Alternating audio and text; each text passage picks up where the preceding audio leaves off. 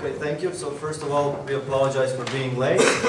We were spending some time at the Angel Museum doing some shopping and educating our guests about our town where angels sleep, but obviously there's a reference here as well. So first of all, welcome again. I already introduced them maybe once or twice in these 2 days, so I would suggest for each of you to introduce yourself shortly. So we can start with David this time, because you're sitting right next to me, so if you don't mind saying a few words about yourself, your background. Good evening. I'm delighted to be here with you all. Meetup is a huge success in Chicago. We must have 70 or 80 meetups now. I mean, it just keeps growing. And I'm actually part of the design meetup there. I realized that coming in here tonight. So I am recently retired from a technological university called Illinois Institute of Technology, which is the home of the Institute of Design, which is the original creator of the concept of design thinking. And it's a great group. They're helping to transform undergraduate education. During that time, I created and ran a technology park on our campus. We're located about 30 blocks south of downtown Chicago. Hope you'll come visit, although I don't work there anymore. So we have about 20-some companies, 400 plus employees there. It's focused on life sciences, clean tech, energy, and materials. And now I'm the managing director of an organization called Smart Grid Cluster, and I'm helping to build the energy hub in Chicago, and also running something called America's Urban Campus, where I'm helping to bring together all the colleges and universities in the city. I have a family, 2 kids, grown up, and I live in downtown Chicago. Good evening. My name is Fabrice, Bonvoisin. I'm originally from France, with some roots in Italy on the other side. So it's my second time in Croatia. My first time was in the late 80s. It's still called Yugoslavia.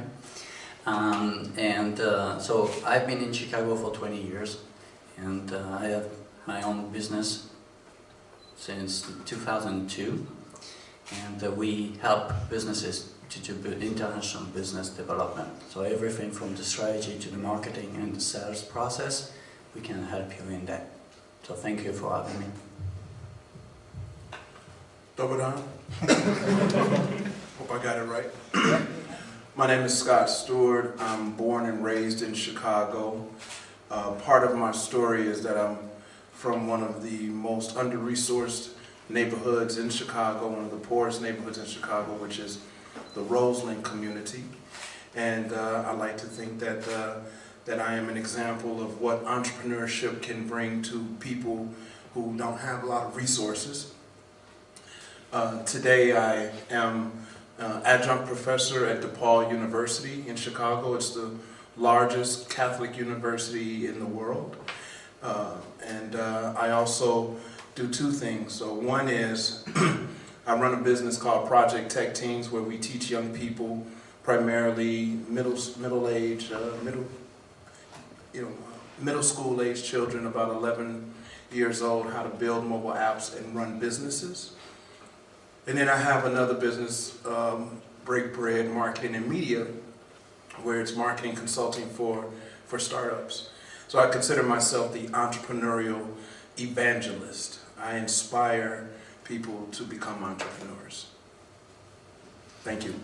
Okay, in your introduction, you stole my next question. I was going to say something about you being an icebreaker, a bread breaker, but now I have to improvise with the question. So, if I remember correctly, you wrote a book about a few steps for a few things. Can you say a few words about that? Sure. So I wrote what's called a vanity book. It's a book of Stew-isms. 31 ways to improve your life. I wrote it for young people in my community. It's predominantly African-American community. It's 90% black. People just don't truly access all of their resources, and so because I have a strong foundation in my parents and my family and my community, I wanted to be able to share what worked for me, and to be able to help other people like me, particularly young men. I don't know what you've heard about Chicago, but there is a commentary about Chicago that's filled with violence and despair. And so this book talks about some of the things that I believe in that will help people aspire to their higher self. So I follow Deepak Chopra a lot. I meditate to Deepak, and that's part of what helps me. So I put it in a book that would help others. And I wrote a book at a time when, first of all, these young men don't read, right? Reading a book is kind of boring, right? And then in a digital space where, books are kind of going away and everything is going digital. And so somebody said, well, why would you write a book? If that's the trend. And for that reason is why I wrote a book, is because that's the trend. People are going away from books, and I thought it would be awesome to create this little booklet that kind of fits inside your coat pocket. It becomes a reference guide, really easy to read. It takes about 45 minutes to get through the whole thing. But the objective of the book is to use it once a day, read one ism a day, and apply it and practice it, and then be able to refer to it for the rest of your days. Okay, so let's go to Fabrice now. We've spent 2 days working with the companies in our workshops. Can you share with us maybe one company or one idea or one project that you've met in these 2 days, one of these that we are working with, that would stand out in any way that you like them to stand out, whether if it's innovation, whether if it's maturity, anyone that you would like to describe to our audience, just to give example. Well, thank you for asking. That's a tough question. I know. First of all, I'm quite impressed with the quality of the audience. Usually, after the first day, people disappear, don't come back for the second and the third day. So, just that. So that's how it works in your workshops? Not in mine, because I never organize them. I'm just a guest speaker. And the commonalities is a lot of projects from Dr. Luigi, so potential, needs to get ready for the business plan, to the underwear. Okay, our audience doesn't know about Dr. Luigi. Probably they produce medical footwear. They're a company from Split. And the underwear company, well, I'll let you describe them. Well, yeah, we became the Mr. Majestic of the world, of Chicago maybe, no? That's also a niche market. So, and then there's the trend signals. All these are niche markets, and that's what I retain from these 2 days and tomorrow again. Is, the US is a big market, and it's hard to get into because the entire world wants to do business over there. However, there's always opportunities for those who can identify a niche market. And that's why I mentioned these companies. They have their own niche, they focus on it, and then they can prepare for the US. Those who make statistics usually don't go that far because statistics don't help. Okay, who was using the analogy today? Taking statistics for guidance for the business plan, saying 1%. I think we used it in the presentation for the VC venture capitalist. Those who say, well, the market is X number of millions, if I get 1%, I'll be happy and retire and all these things. This is not a businessman. This is a wish list for Christmas. Okay. Do you remember? Maybe you are old enough to remember the General de Gaulle. You remember him? Yeah. Okay. The French president after World War II. Okay. He used to say about statistics. Statistics are like mini skirts. They give you ideas but they hide the most important. And it's official, you can Google it, you'll see, this is a genuine quote. But I like this quote because a lot of companies tend to use statistics to think that they are ready to go after market and those things. The market is about the product, but even more so about the solution to the problem. So focus on the problem you are trying to solve, how you develop the solution to solve that issue, and to make it marketable. That's really what it boils down to. And that's what I've seen among almost all the companies, if not all the companies, during these 2 days. Okay, let's change the dynamics a little bit. So I just received a message from the audience. We have another guest speaker here tonight who wants to share a piece of information here with you. So I would like to ask Vedran to come here and share this piece of information, if you would like to get on the stage. Thank you. Hi everyone, my name is Vedran, and thanks Carlo for sharing this. I was actually planning for him to share this information, but he had other ideas. Anyway, most of you probably know Carlo in some way, or you have heard about his trip to Chicago last year. And this whole panel, this whole 3-day workshop that companies had opportunity to participate these last 2 days and tomorrow are follow-up projects after Carlo's trip to Chicago.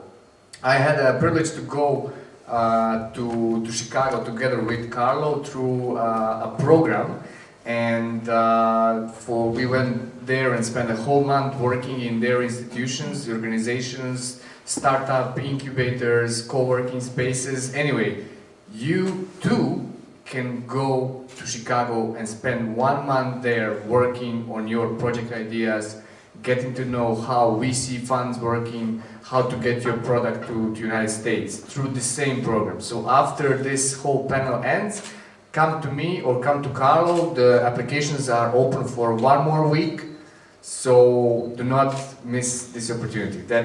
I just try to be really, really short. So this is what your result can be or can look like. So come to me or Carlo after this panel and we'll tell you more. Okay, thanks. Thank you, Vedran. So next question would be for David. Well, I'm sure, as you all know, we obviously have successful companies in our technology park, like one of them is our organizer today. There are several others. I would like David to share with us his success story about the company, which name I don't... CleverSafe. Yeah, CleverSafe. If you can just share the story, I have a particular reason why I wanted to share with you, but if you forget to mention it, I will remind you. Thank you. Yeah. Thank you. So every technology park director dreams about companies actually succeeding, and so many of our companies don't ever quite succeed. And one of the biggest problems is trying to tell them that they're not going to go anywhere and they need to leave. Well, so this one company was my first company in my tech park before I even opened it formally, called CleverSafe. A serial entrepreneur brought an idea to our university even before the buildings were open and said, you know, I really would like to be here with you because I understand you have a lot of great computer scientist students and I need to have a few of them to help me build out my project, my algorithm. And what it was, the concept was the secure storage of massive data sets. At that time, he didn't really know what massive data sets really meant in 2005, believe it or not, but he absolutely got on the right track. So he grew from 3 people in 2005 to 35 in 2008. He tripled the size of his space and then moved downtown because he went from fundamentally from project design to sales and marketing and building the company. And to do that, he needed to have access to adults, not just students. And so the way Chicago's set up is that we have all these train lines that run in from the suburbs into the city and a lot of other rail systems. So it's real easy to move people, but they all come downtown. And he needed to get marketing people, and this was his strategy. So he moved downtown. He went from 35 to 150 people. He used venture capital to build his company. And in 2013, he sold his company to IBM for $1.3 billion.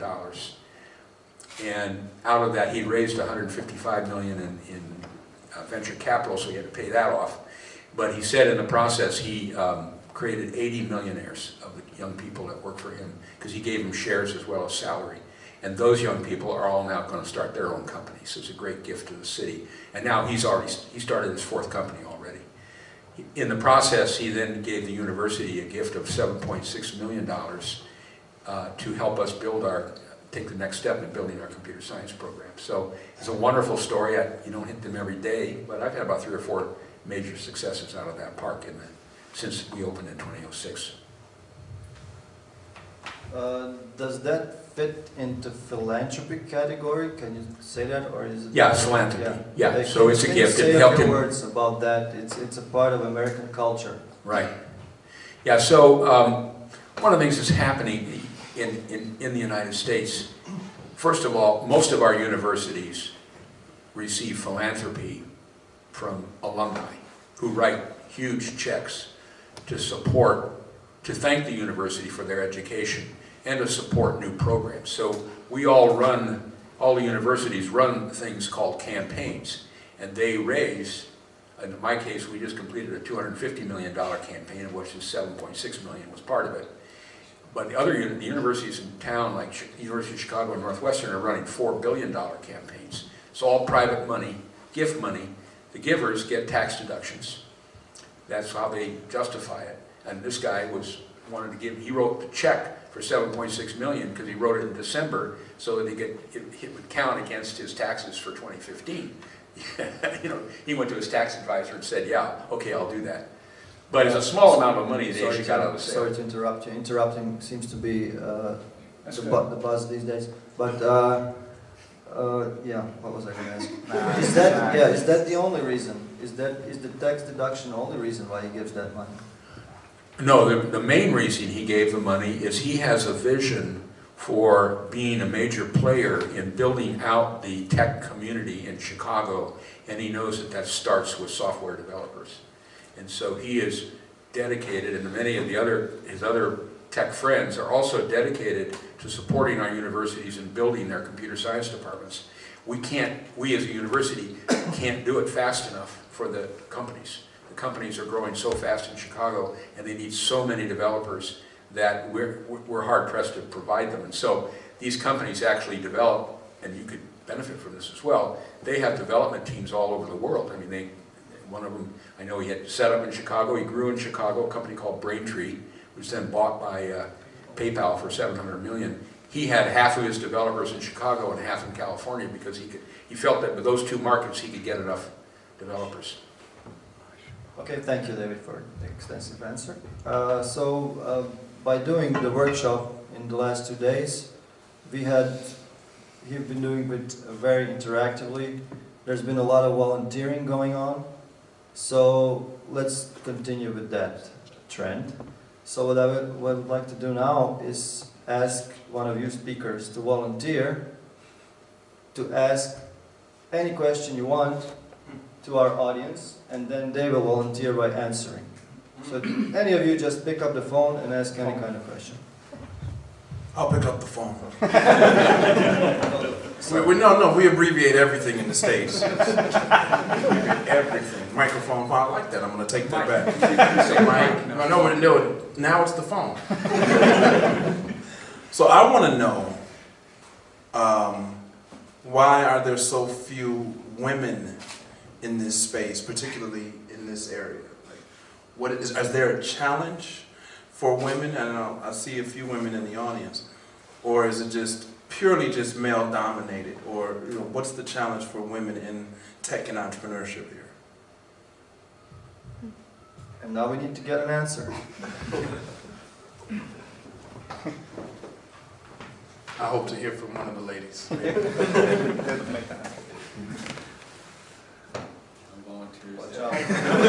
Watch out for wires. Yeah, they need to answer because the cable is too short to come.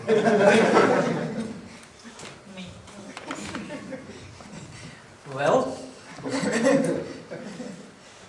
I don't know. I think that in majority of cases, developers are male in this community. Designers are females, or project managers, for example. She's a project manager, I'm a designer.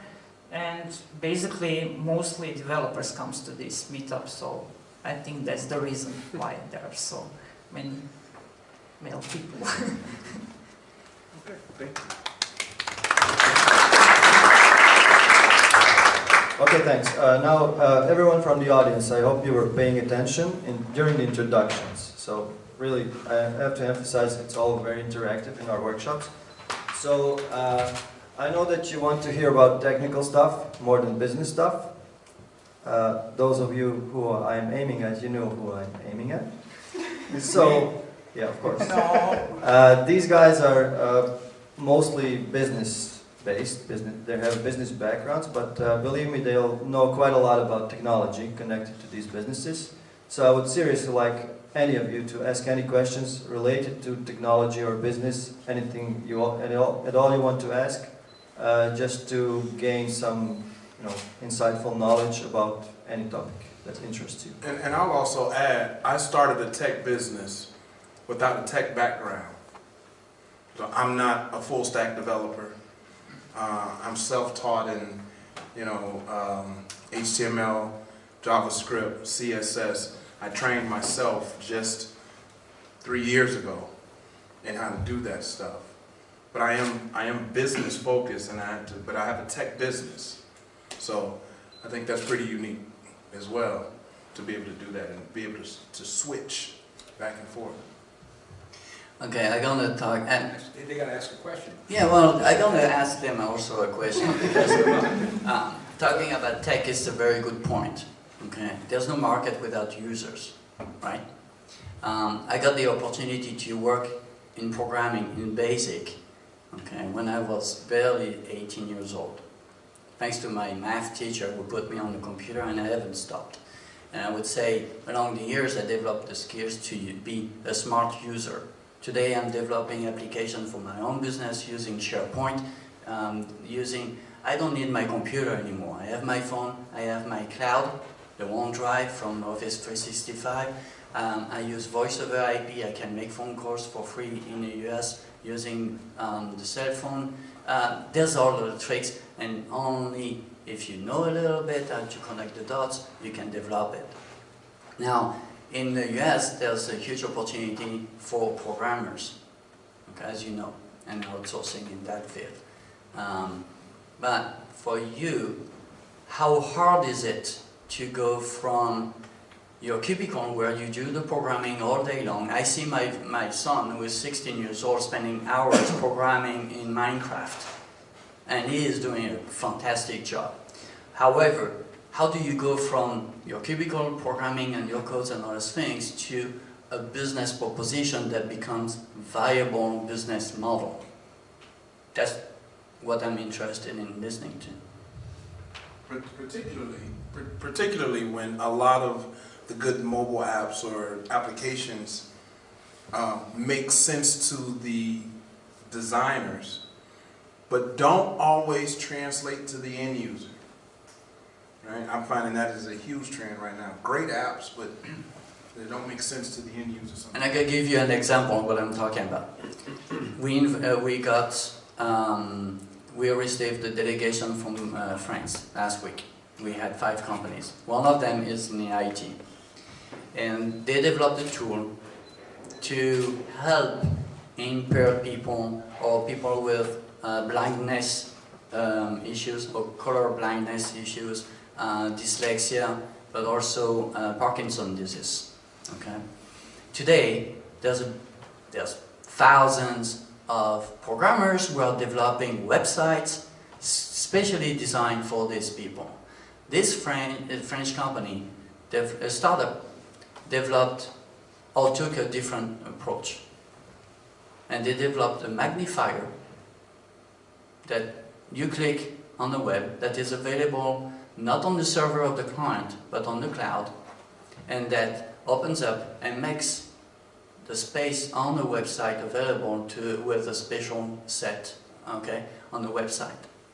So instead of spending thousands of dollars into a new set of coding for the website to make it entirely available, right there, the visitor, so we are talking about user experience, all of a sudden, all the website remains the same, whether it's HTML, Java, or Joomla, or whatever, okay, or Joomla.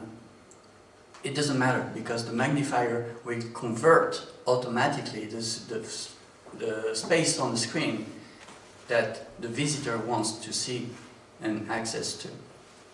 And we organize meetings, and this person, the CEO, couldn't believe how well received it was by all the organizations, because access to disabled is really important in the US. There's some regulations, but deeply in their heart, Americans want to make everything accessible to most people. So when he came almost like a hero, because non-for-profit organizations with limited budget all of a sudden have a tool that costs barely 300 euros a month that makes the entire content available to a new group of people. Does that make sense? So programmers are great, but you really need to think about the business. So as I said, I asked earlier, how do you manage to go from the tech side to the market and business side? I think we'll hear the recipe from the perfect speaker later. He's up next, the tech guy who turned into a business guy. Okay, do we have any questions from the audience? Don't be shy, we don't die. No questions? Okay, then I'll wrap it up with the last question. So Vedran kindly introduced. I really think there's some questions. They just need some time. We'll give them some time after my next question. So Vedran introduced a business opportunity, how to experience Chicago on the business side. If any of you just feel free to answer this question. What can you expect from Chicago on fun side? Do you have change?